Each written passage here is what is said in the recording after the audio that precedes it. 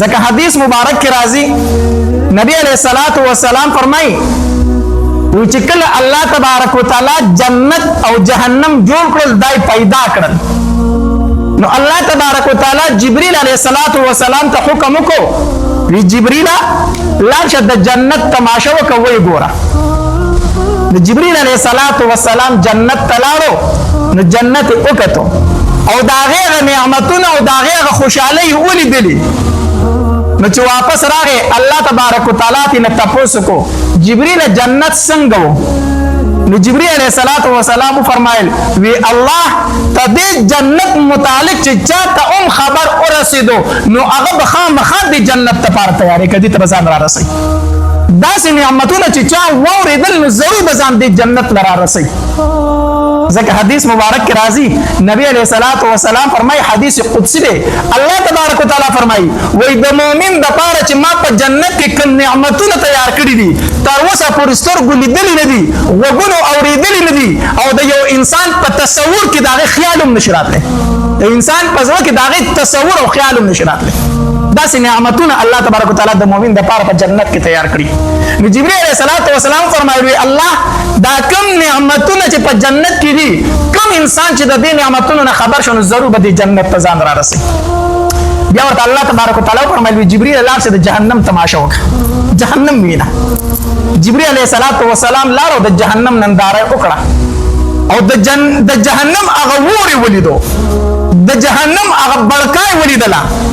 د جهنم هغه غصه ولیدله دا غي عذابونه ولیدل چې واپس راغی الله د دې جهنم متعلق چې د چا وګونو تم د دې خبر ورسېدو چرته به د جهنم ته غرانه شي چرته به د جهنم ته رانه شي بیا ورته الله تبارک وتعالى او فرمایلی جبريل اوس لاشه بیا د جنت تماشا وکړه ځکه دا جنت چې دا ډېر ښایسته ما تیار کړی ډېر ښکلی ما تیار کړی دی خو دې جنت ته به راځي خلک څنګه د دې د راتلو هغه اسباب ورشه وګوره چې دې جنت ته به سړی څنګه راځي نو جبرئیل علیہ السلام لاړو او چې کوم اسباب دي د جنت د تلو کوم اعمال دي د جنت د تلو کوم تکلیفونه برداشت کول دي د جنت لپاره چې هغه ولیدل کنه او واپس راغی وی الله د جنت ته هیڅوک نشي راتلی که څوک راځي صرف ستا په رحم به راشي د جنت ته راتله ډېر مشکل دي ځکه چې د جنت ته راتله په تکلیفونو باندې دي په مصیبتونو باندې دي څه تکلیفونه د شریعت دي او څه تکلیفونه هسې په انسان باندې راشي لکه مونځ کول د ورځې 15 ټیمه دا به چې ته وایي ګران کار دی که نه غرمه خلک خوبونه کوي ته به په غرمه کې پاسې جومات ته به مانځله راشي لاندې شپې دي خوب به دې لا پوره شوی نه بیا به مانځله پاسې په ژمي کې یخې شپې د سهار مانځله به پاسې مسجد ته به راځي سخته ګرمي به وي تږی به وي وږی به خو روژه به نیسي دا تکلیفونه نه دي روژه به نیسي دارنګې بدني تکلیفونه په انسان باندې ډېر شی راځي که نه تبه ده ټوخی دی بل مرض دی غریبي ده بل مرض دی دا تکلیفونه په انسان راځي نه دا ګوره د جنت لپاره یو ذریعه ده په انسان باندې دا تکلیفونه راتلل ښه لکه حدیث مبارک کې راځي نبی علیہ الصلوۃ والسلام فرمایي وایي د یو انسان دپاره الله تبارک وتعالی په جنت کې ځای جوړ کړی وي دې د جنت دپاره پیدا کړی وي خو دې په خپل عمل باندې دغې ځای ته نشي رسېدی الله د له مقام مقرر کړی په جنت کې خو د ده عمل داسې دی چې دې هغې ته په دې عمل باندې ځان نشي رسولی نو الله تبارک وتعالی په ده باندې تکلیفونه راولي مصیبتونه پرې راولي نو په هغې تکلیفونو او مصیبتونو سره الله د ده نه ګناهونه ختم کړي او د ده درجې پرې اوچت کړي د دې درجې پرې څه کړي اوچتې کړي نو الله په دې تکلیفونو سره دغې ځای ته ورسوي دا کوم تکلیفونه کوم مصیبتونه دي چې کله په انسان باندې مصیبت راغی تکلیف پرې راغی د په دغه ټایم کې بدې ردې نه ویلې د الله ناشکري نه کوله بس وی الله دا غریبي هم ستا د طرف نه ده بس الله دا مصیبت هم ستا د طرف نه دی الله دا مصیبت راله په شفا باندې بدل کړه الله دا غریبي راله په مالداري باندې بدل کړه روایت کې راځي د انسان په لاس کې غنه لاړه شي غنه کنه په دې ورته الله اجر ورکړي په دې ورته الله اجر ورکړي چې دته تکلیف میلاو نو کله چې جبرئیل علیہ السلام هغه مصیبتونه وکتل هغه تکلیفونه وکتل چې دا تکلیفونه به برداشت کوي هله به جنت ته ځي ځکه حدیث مبارک کې راځي وایي جنت الله په تکلیفونو باندې پټ کړی دی حدیث مبارک کې راځي نبی علیہ السلام فرمایي خبردار دا الله سودا پر ګرانه ده دا الله سودا سره ګرانه ده الله سودا ارزانه نه ده جنت دټل دي آسان کار نه تکلیف په برداشت کوي موږ استاد به فرمایي دا سدلون خو خیرات خو نه د چار سره دی ورته ځي تکلیفونه به برداشت کوي نو جبرئیل علیہ السلام چې هغه تکلیفونه وکتل کنه او واپس راغی وی الله دی جنت ته تل ګران دي صرف ستا پر رحم ورته خلک سي بیا ورته الله تبارک وتعالى فرمایي اوس لاړ شه د جهنم د تلو اسباب وګوره چې د جهنم ته خلک د کوم عملونو د وجه نه نو چې جبرئیل علیه السلام لاړو او جهنم یې وکتو نو جهنم په مزو کې پټ و جهنم په څه کې پټ و په مزو کې پټ دی ځکه چې عیاشۍ دي خوشحالۍ دي بدکارۍ دي غلا ده زنا ده بل عمل دی ټولې خوشحالۍ ګناه خو د هر انسان زړه غواړي که نه د هر انسان زړه ګناه غواړي خو ځان به د ګناه نه بچ کوي نو چې ستا زړه سمني هغه کوي خپله مرضي کوي او ځان خوشحالۍ په دنیا کې نو چېرته به ځې جهنم ته به ځې که نه نو جهنم تش په خوشحالو کې پټ شوی و چې جبرئیل علیه السلام واپس راغی وی الله دې جهنم نه ځان ساتل ډېر ګران دي دې نه ځان ساتل ډېر زیات ګران دي ورنه اکثر خلک هم دې جهنم ته راځي دې جهنم ته به داخلېږي الله د دې وجې نه په دین اسلام کې به تکلیفونه برداشت کړئ دا تکلیفونه ستا د اوچتوالي دپاره دي ستا د ګناهونو د ختمولو دپاره دي حدیث مبارک کې راځي نبی علیه الصلاة والسلام فرمایي وایي د ټولو نه زیات تکلیفونه الله تبارک وتعالی په دنیا کې پیغمبرانو ته ورکړي دي پیغمبرانو ته ورکړي او بیا چې پیغمبر ته څوک څومره زیات نږدې وي دومره به تکلیفونه زیات راځي څومره چې پیغمبر ته څوک نږدې دومره په هغه باندې څه وي تکلیف زیات وي الله نو تکلیفونه به راځي مصیبتونه به راځي بعضې خلک داسې که نه مونږ ته ټلیفون وکړي وایي مولي صاحب چې مونځ او داس مې نه کوه ښه بېکاره ګرځېدم نو هر کار مې سم و اوس مې وظیفې شروع کړم مونځ او داس مې شروع کړی یو کار مې څه مې نه خوري داسې وي پکې اکثر خلک که نه وظیفې هم کوم مونځونه هم کوم او نور فاسقان فاجران دي د هغې کار په بله روان دی او زما په ښې ته را روان دی نو زه ورته وایم الله تبارک وتعالی درنه په دې مصیبتونو باندې کوم ګناهونه چې دي کړي هغه درنه ختموي که نه هغه درنه ختموي ستا دپاره الله په جنت کې ټکانه مقرر کړې ده ځکه خو ته دیندارۍ ته راواړولې اوس په دې دیندارۍ کې به مصیبتونه راځي چې کوم ګناهونه شوي چې د هغې کفاره درله په دنیا کې درکړې شي او الله تبارک وتعالی به ستا درجې اوچتې کړي دغې مقام ته دې ورسوي نو ان مع العسر یسرا ان مع العسر یسرا د دین اسلام د پاره چې چا سختی برداشت کړی ده کنه د هرې سختۍ سره بیا څه دي خوشحالي د هرې سختۍ نه وروسته بیا خوشحالي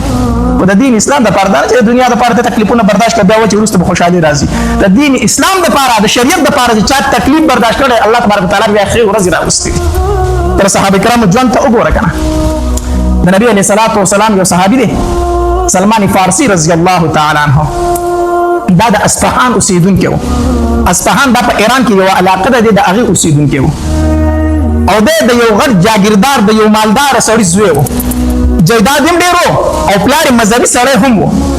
اصل کې پلار چې و نو مجوسي و مجوسي هغې چاته ویلی شي چې د اور عبادت کوي اوس هم په دنیا کې څه خلک شته د اور عبادت کوي بس د هغه نګراني دی چې اور چېرته مړ نه شي نو د قیامته پورې هغوی د خپل اور بلوي هغه مړ کېدو ته نه ورکوي او د هغې اور عبادت کوي نو د پلار مجوسي و په خپل مذهبي کارونو کې دومره مخکې و چې د دوی کومه اتشکده وه د دوی چې کومه عبادت خانه وه د هغې مشر د ده پلار و هغې اور نګراني به د ده پلار کوله دومره پکې مخکې و بهر جاګیردار سړی پلار نو دوی به دی به پټي و جیداد و هغې ته به تو راتله سلمان فارسي رضی الله تعالی عنه په دغې وخت کې حق دین چې و صحیح دین هغه دین عیسوي و عیسایت و د عیسی علیه السلام دین چې کوم دی دا حق دین په دغه زمانه کې دی به چې کله خپل پټو ته تو خپل جیداد ته به تو نو په لاره باندې د هغې یو عبادت خانه و د عیسایانو هغوی به پکې عبادت کوو نو دی به کله کله هغې ته ورښکاره کېدو بس د هغې سره خبرې اترې شروع شوې نو ده ورته وویل چې زه خو مجوسي یم زه خو د اور عبادت کوم هغه ورته ویل د اور عبادت ولې کوې د الله عبادت ولې نه کوې د دې اور د دومره مده بندګي وکړه دومره وخت عبادت وکړو زه ته دې اور ته خو لاس دم نه کړه چې سیزي دی خو سیزي دی نه ډېر وخت یې ورسره دوستانه پاتې شو پکار ده چې تا خو ونه سیزي که نه ټول عمر دې عبادت وکړو دې اور ته خو لاس دم نه کوي نه دا خو سیزي کوي داسې عبادت کوي سوځي دی او عبادت هم کوي نو عبادت د چا وکړو د یو الله بندګي وکړه بهرحال د هغې دا خبرې د ده زړه ته پرېوتې نو ده عیسایت قبول کړو نو بیا به د کور نه د پټو په بهانه درته وتو چې زه پټي ته ځم او هلته کې هغې د عیسایانو عبادت خانې ته به ننوتو هلته کې به عبادت کو پلار په خبر شو چې پلار په خبر شو نو ډېر زیات ووخو سلمان فارسی رضی الله عنه ډېر زیات ووخو ته ماته نه ګورې زه د خپل دین مشر یم او تا خپل دین پرېښود بل دین دې قبول کو ډېر زیات ووخو حتی تر دې پورې چې په زنځیرانو یې وتړو چې ویې تړو بهرحال دغې عبادت خانې والو ته وویلو چې دلته خو ما پلار نه پرېږدي پسې طریقې ورته خبر ولېږو تاسو مین مرکز تاسو غټ مرکز کوم ځای کې دی زموږ غټ مرکز په شام کې دی وی کو چرته تاسو څه کسان شام ته تلو ما خبر کړه چې زه سره لاړ شم ته دلته ما پلان نه پکې ټیک ده بیا سره عیسایانو شام ته تلل دته سوال جواب وروړي چې موږ زو کو تر سره مرګ کېږي روان شه مسلمان فارسی رضی الله تعالی هغه زنجیران ماته په اړه طریقه چې ځان کولو کو هغه قافلې ته ځان ورسو اولاد شام ته ځان ورسو شام ته وتښتېدو چې شام ته ورسېد هلته تپوس کو په تاسو کې غټ فادری دلته کم یو دی دا عیسایانو چې کوم غټ عالم دغه دلته کم یو دی چې ورته وتنو خو دا دی چې هلته لال ډېر ضعیف فادری و د هغه خدمت شروع کړ خپل ټوله کیسه ورته وکړه چې پلار مې ډېر مالدار سړی دی او زه د یو مالدار سړي زوی یم خو پلار مې مجوسي دی او زه یې په دغې باندې مجبوره کړی کړم زه د کور نه راتښتېدلی یم او ما عیسایت قبول کړی دی هغه ورته وایي ټیک ده زما سره به د هغه خدمت کوو زده کړه به یې کوله هغه پادري ډېر ښه سړی و ښه سړی و نیک سړی و ده د هغه خدمت کوو خو بوډا و نو چې کله د هغه د مرګ وخت رانږدې شو د ځنکدن ټایم و بیمار شو نو ده ورته وایي ته خو مرې مړ کېږي او زه خو مسافر یم وطن ته واپس تللی نه شم چې ته مړ شې نو زه به چېرته ځم ما ته خو هم څه لار وښیه که نه نو دغې فادري ورته بیا بل فادري وښو په پلانکۍ علاقه کې زموږ یو فادري دی او ډېر نیک سړی دی ته به دغه خوا لاړ شي چې زه مړ شم بهرحال دغه پادري مړ شو دوی دفن کو چې دفن کو سلمان فارسی رضی الله عنه خپله کډه کوم درې راواغسته روان شو لاړ هغې بل فادري ته ورسېد هغه ته خپله کیسه وکړه چې تا له پلانکي فادري رالېږلی یم هغه مړ دی خو هغه راته چې د خوا له هغه ورته وایي ټیک ده ده د هغه خدمت شروع کړو د هغې نه یې زده کړه شروع کړه خو دا دویم فادري چې و که نه دا ښه سړی نه و سلمان فارسی رضی الله عنه فرمایي دی ټیک سړی نه و هسې په ظاهر کې د ځان نه یو پیر یو نیک راښکلی و خو یې نورو ډېر دنیادار سړی و پیسې به یې د خلکو نه اخېستلې په څه طریقې جمعواري کوله ما د ده خدمت کوو دیم بوډا و وي دې رانم په مړ کېدو شو نو ما ورته وایي چې ته خو مرې خو زه به چېرته ځم ده راته درېیم تن یاد کړو چې زه مړ شم هلته به لاړ شم بهرحال دی مړ شو چې دی مړ شو هغې ځای نه روان شوم هغې درېیم پادري ته ورسېدم هغه هم ضعیفه سړی و دا خدمت مې کو د هغه هم ټایم د مرګ راغی چې هغه مړ کېده هغه ته مې تپوس وکړو چې ته رانه مرې زه به چېرته ځم هغه راته یوه خبره وکړه هغه راته وي چې زما نه وروسته ته د هېچ چا خواله مه ځه ځکه زموږ عیسایت چې دی دا اوس ډېر خراب شوی دی اوس به خلکو د ځان نه ډېرې خبرې ویستلي دي اوس داسې یو سړی نشته دی چې زه تا ته وښیم چې د هغه خواله لاړ شه ته د هېچ چا خواله مه ځه خو زه دا وخت داسې علم که نه چې د اخرې زمانې د پیغمبر د راتلو ټیم دی موږ د خپلو کتابونو نه معلومات کوو او موږ ته د خپلو کتابونو نه اندازه داسې کېږي چې د اخرې زمانې د پیغمبر د راتلو وخت پوره شوی دی نو ته د هېچ چا خواله مه ځه د اخرې زمانې د پیغمبر تعالی شروع که زمانه پس سلمان فارسی رضی الله عنه فرمایي هغه زه پیژنم څنګه دغه فادري ورته تا ته زه 15 علامات ښیم چې دا 15 نښې پکې موجود دي که نه دا به د اخرې زمانې پیغمبر وي کومې وي یو دا چې د اخرې زمانې پیغمبر چې په کومه علاقه کې پیدا کېږي هغه به شډله ځمکه وي تش بیابان به وي شګې به وي کینکې به پکې نه وي یو دا علامت دی وی دویم دغه پیغمبر چې کومې علاقې ته هجرت کوي په هغې علاقه کې به کجورې ډېرې زیات وي کجورې به پکې زیات وي درېیم علامت د دې پیغمبر دا دی چې صدقه به قبلوي خو خوري به یې نه خوري به نه او څلورم علامت دا دی چې هدیه به قبلوي هم او خوري به هم او پنځم علامت دا دی چې شاته د ولو په منځ کې به یې مخري نبوت وي دا پنځم علامت دی دا پنځه خبرې چې د به وموندلې که نه دا د اخرې زمانې پیغمبر دی سلمان فارسی رضی الله عنه فرمایي وایي دغه فادري مفات شو مونږ دفن کو او زه دغه د خوا نه رووتم او ځان له مې څه ګډې بيزې واغستې تجارت مې شروع کړو چې دا تجارت به کوم او دا ګډې بيزې به څارومه دا شپانه خو ګرځي په هر علاقې ته دی رسېدلی که نه نو ګرځم او د خلکو نه به معلومات کوم او د اخر زمانې پیغمبر پسې به ګرځم ګډې بيزې مې واغستې ځان مې تجارت هم کوو هغه مې سرولې هم په خوشکو پر بیابانونو باندې به ګرځېدم یو قافله را سره میلو شوله د هغې نه مې تپوس وکړم چې تاسو د کومې علاقې یئ ما ته وایي چې موږ د مکې یو ما وایي چې یاره دا داسې دې زمانه کې به تاسو خبر شوي نه یئ چې چا د پیغمبرۍ دعوه خو به نه یې کړي هغوی راته وایي چې هغه زموږ په علاقه کې نه که نه زموږ د علاقې سره د پیغمبرۍ دعوه خو کړې یوه نه کراوت یې دی ما ته وایي چې ستاسو په علاقه کې موجود دی چې او ما وایي چې ستاسو علاقه څنګه علاقه ده چې یاره زموږ علاقه خو تشې شګې دي نو تشې شګې دي شینکي پکې نشته ما وایي چې زه اول علامت خو مې وموندو اول علامت مې وموندو بیا مې ورته وایي چې دا پیغمبر څنګه سړی دی د هغه متعلق چې څه خبرې وکړو نو زما په زړه کې لږ نور هم رغبت پیدا شو ما ورته وایي چې یاره تاسو ما خپل کلي تر ځان سره بو نه ځئ دې راته وایي چې ولې نه چې کله موږ واپس ځو تا سره لاړ شه که نه ما ورته وایي چې ټیک ده بهرحال دې قافلې چې کله واپسي کوله ما ته وایي چې موږ خو ځو را سره ځي ما وایي چې زر سره ځم دې سره مې واپسي وکړه روان شوم دغه کسان ډېر ظالمان وختل دغه قافلې والا زما سره چې کلی ګړي بيزي وي په لار درنه هغه په زور واغستې اگر انا ارسه واغستل او زين پرې نه خودلم زين ونی ولما او انت کې منډای ته بوسم په وخت به دا وینځ غلامان خرڅېدلو منډای ته بوسم د تجارت قافله وا ریال تکي ول چې دا زمو غلام د مونږه خرڅو ما ډیر چې ول چې غلام نه ما آزاد سره ما چا منله او قافله وداني خبره خلک ورته زما چانه ورېدله په منډای کې خرڅ کوم غلام رانه جوړ سامان رانه مو غوښتو غلام رانه جوړ کو خرڅ کړو چې خرڅ کړم ډیر زیات مې وچړل یماوي چې الله د بادشاہي ژوند مې پرې خودو د ملکه د نوابي ژوند مې پرې خودو د پلاک مې پالاکه کې ملکي او نوابي وا او زه راوته دې د پاره چې د اخر پیغمبر تزار ورسم دین حق قبول کما نه خو زه غلام شم زه خو د اخر زمانه پیغمبر تم نشم رسیدي اوس خو دوی خو چې ما سره سکرینو ځکه غلام به تختیدم نشو چې غلام به او تختیدنه دغه مرګ به دوی روا غنو وجه به بیا چې کوم ځای به چاړان ته په وجه دا تختیدل زما غلام دی نو تختیدل هم نشم ځکه کوم تختم بیا خو مرګ ځای دی او ژوند د غلامۍ شو ډېر زیات مې جوړل الله ته په بهر حال دای کا چا غسته ما په بل خرڅ کوم څه ډېر ځایونه خرڅ شوم تقریبا 15 ځای خرڅ شوم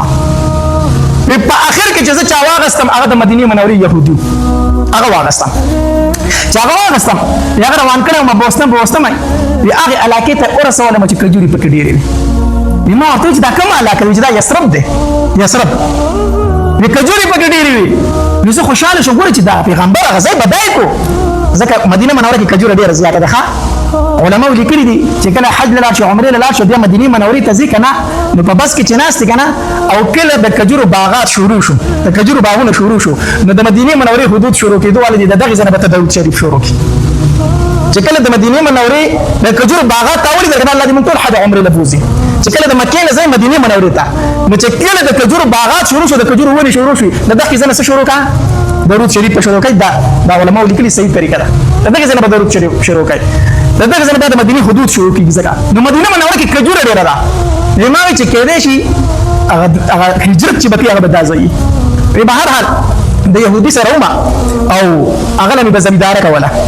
او دا يهودي را باندې ډیر زیات مې نه ما په ډیر په اخلاص کار کوي نه را باندې مې ډیر زیاتو ویلیګاو په پټو کې مې دا کار کوم په کجورو کې کار مې نه کوم په دې کې ناسا پیچر شور شو په مدینه منوره کې ویزل کو درې دما چې دا شور د څه شي دی وی تاسو نو کو چې ولې دا خلک سره راوته دا شور دا غوغا سره جوړ شو وی چې د اخیر زمانه پیغمبر چې کنه هغه د مکې نه مدینه منورې ته هجرت وکړ پیغمبر د مکې نه مدینه ته راغی بیماری چې الله تبارک وتعالى غدویم علامتهم پورکو دویم پورکو وینا غالم خپل مالک لره مالک ته وی چې مال لګي کجوري نه راکای غلام به کنه ما ته مال لګي کجوري نه راکای زره دغه سړی خو لازمه ځان سره لګي کجوري ورسمه یا غراته وی چې وای نه کجوري واله کنه دا ځان سره می کجوري واغست یوانه غسلارم د پیغمبر خواله چې ورسېدم امام ته کجوري مخې ته کې خو دي امام ته چې سلمان فارسی ما ته فارس اوسېدم کوم بدل ته غلام یم امام ته دا کجوري د سدي امام ورته چې دا مې تاسو له صدقه راوړې ده نبی رسول الله رانه واغست قبول کړی مرګ ته چې لکه وخره تاسو وخره امام ته چې تاسو چې سلمان موږ پیغمبران صدقه نه خورو موږ پیغمبران صدقه او درې علامت خو پوره شو موږ پیغمبران صدقه نه خورو ویرالما بیا د مالک خواله وسورې پس ورته چې مال لګي کجوري نه راکې ځان ته ورزم چې واله کنه بیا مې کجوري واغستې بیا د پیغمبر خواله ورلم امام ته کجوري کې فضیل سلمان اسدي امام ورته چې کجوري مې راوړې دي خدا تاسو قبول کړئ نو امام ته چې د څه کجوري دي امام ته مې هدیه راوړې تاسو لره نبی رسول الله په خپل اول واغسته خو بیا مرګ ته چې لکه وخره به هدیه وخوړه هم په ملګرو تقسیم کړم چې سلام علامت هم پوره شو بس یو علامت پاتې چې مخ نبوت ته د نبی علیہ الصلوۃ والسلام سره داسې کېنه سم نبی پاسې دم د نبی سره ملګرو سره خبرو تر شو نو پاسې دم د نبی علیہ السلام شاته طرف ته بارتلم چې مخ نبوت وینم مکانه اخري علامت فاتره جدا وینم بار د نبی علیہ السلام شاته تلم ویل خو مين شو چې الله پاک پیغمبر د صادر کته چې زدي دا ولي مبارک وینم ویل خو مين شو بیماری چې زدا صادر بچرتا داسې وکړي چې زدا وینم نبی علیہ الصلوۃ والسلام را باندې پوښتنه چې سلمان فارسی څنګه درغواړي سلمان فارسی سلی دلغواړي نبی رسول الله داسې ځان صادر تا وکړ کمیس نو نبی رسول الله دا صادر داسې راکړه وکړ چې وکړو وی مهر نبوت مې د ول په منځ کې ولید چې د کوترې د اگې په مقدار باندې الله محمد رسول صلی الله علیه وسلم چې لیکلی شی وو چې دا مې څنګه ولیدل ورمنډه مې کړه خو مې پکې خو دا او په چوغو نبی رسول الله صلی الله علیه وسلم ته جلا شوم چې د الله پاک پیغمبر ما دالي د وختلو دا مې د وختل نبی علیہ الصلوۃ والسلام لرالما په جړه ورته شو ما ته چې کلمه راته وایا د کلمه راته ویل نه ما ته سلمان دلته راځي ما چې د الله پاک پیغمبر نشم راتلی زه پر دې غلام یم زه مستا خو له څنګه راسم زه راوته په تاسو مخ غلام شوی مسو کما نبی علیہ الصلوۃ والسلام راته ویل چې سلمان د دې مولا سره د عقد کتابت وکړه عقد کتابت سره وکړه مکاتب دي تا جوړ کی او ته زبر دومره پیسې درکم ما آزاد کا دا عقد سره وکړه ما چې ټیک ده اله خپل مولا ته وی چې ما آزاد کا زبر درله پیسې درکم نو چې سره څوک یو شی نه خرڅي کنه د سیریټي و چې څوک یې نه کنه داسې کنه زموږ مولا ډیر رضا یا غره سلمان دومره بسره راوړي دومره با سره راوړي او په پلان کې باغ پټی کې رااله د کجورو یو باغ ولګوا او چې کله هغه کجورو دانې شروع کړل بیا خبرې کړ بیا بس کو امام چې زما ارمان نه پوره کیږي زما ارمانو یو به دومره سره د کم طرف راوړم او بل دار چې کجوره دانه نسی ته کجوره نه لکه هغه غټیږي او بیا دانې نسی پاره کو کړو نه لګي کجوره نه کوي کنه بیا چې هغه دانی تر څو کار پکې لګي ایمان چې دار مان زمانه پوره کیږي ایران نبی علیہ الصلوۃ والسلام لره استرګونه مې وخت روان شي ما چې الله پاک پیغمبران نکېږي ایمان ته چې ولي ایمان ته چې قرآن هغه دومره سره غواړي نو زما سره کم دي زه غلام یم او دغه هغه چې کجوره باغ را لولګو چې دانی ونی بیا به آزاد ومه دا کېږي نبی علیہ الصلوۃ والسلام راته فرمایل چې سلمان دا خبره سره پخړه دا ور سره سکا پخړه الله پاک پیغمبر سره کوم دي بس اوس خبره وکړه هغه سره وکړه سره پوره کا سید زلال امام الله ته چې دا عقد راته منظور دی راته څه دی بیا زمون منظور دی چې سید هغه په خندا شي سید چې ته مال باغ لګای بیا کجوري کې بیا ورسته ګورو سید شو بیا سره وکړه ورځ لګي غونټه تیرې نه وي چې نبی رسول الله صلی الله علیه وسلم سوال جواب کوي سلمان فارسی ته چې ما خواله راشي اذا نبی رسول الله صلی الله علیه وسلم خواله رالما نبی رسول الله صلی الله علیه وسلم راکړو چې سلمان دا سره واله دا سره واله الله قربان شم د خپل محبوب نه سره سوچ چاله ورکی په کیلوګانو سره سوچ چاله ورکی نبی رسول الله صلی الله علیه وسلم ته یو تل اسلام دومره خو دومره خو د یو مسلمان آزادېدل ورته دومره خو مسلمان واله دا سره دا الله پاک پیغمبر هغه چې کوم سره یادې دا خلک دي دا خلک پوره کیږي سلمان دا اوسه ته خو دا وته لکنه دا ورته اوتله چې سره مې وړو مولا لا مې وړو مولا ته چې دا سره اوتله چې هغه اوتل چې څومره هغه ولې دومره اوختل آی سره ولګ ما چې وړو ولګ خو چې څومره هغه ولې دومره اوختل دا د نبی اسلام سوا معجزه و د نبی اسلام خیال سره خوش وست کجوري بس کیږي نبی رسول الله کجوري د کار ټیم راغی نبی رسول الله سلام راته سلمان ته چې زمکه برابر کی بیا ما ته سوال جواب وکړي کجوري پکې درلو کړو کجوري پکې درلا ما چې زمکه برابر کا نبی رسول الله د الله پاک پیغمبر زمکه می تیار کړی د کجوري پکې کړل غواړي نبی رسول الله سلام مرګ شو صحابه کرام ور سره دي لاس په سکنه ورله کجوري ز په خپل کړم نبی رسول الله سلام تمام کجوري په خپل لاس نه حل کړی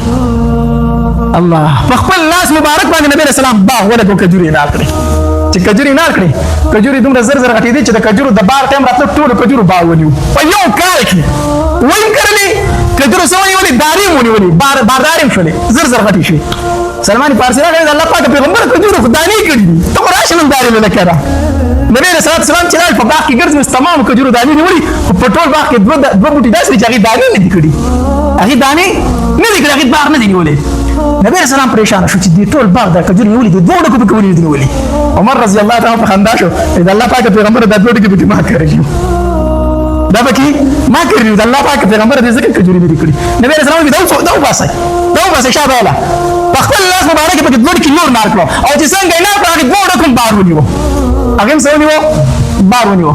سلمان فارسی رضی الله تعالی عنہ لاغه خپل مولا لا سره دی راته ویل هغه درل دار کړو او تا وی چې باغ را له وکړو چې کجوري وکي بیا ته آزادي راشه هغه دانی نیولې دي